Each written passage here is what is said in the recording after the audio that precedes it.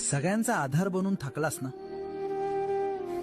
घराचा कणा बनून मान ताठ ठेवलीस, पण आज तीच मान माझ्या खांद्यावर टेकवून रडावंसं वाटतंय ना. जगाला तुझा राग दिसतो, पण मला तुझा थकवा दिसतो. तू कधीच कोणासमोर हात पसरले नाहीस. स्वतःच्या इच्छा मारून तू दुसऱ्यांची स्वप्न पूर्ण केलीस. पण तुझ्यासाठी कोण रे? तुला कोणी विचारलं दमलास का? नाही ना. तुझ्या या दगडासारख्या दिसणाऱ्या शरीराच्या आत एक लहान मूल दडलंय, जे खूप एकटंय. आज तो मुखवटा काढून टाक. खंबीर माणसालाही रडण्याचा अधिकार आहे.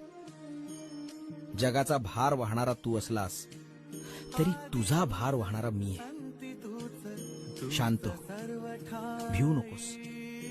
मी तुझ्या पाठीशी आहे.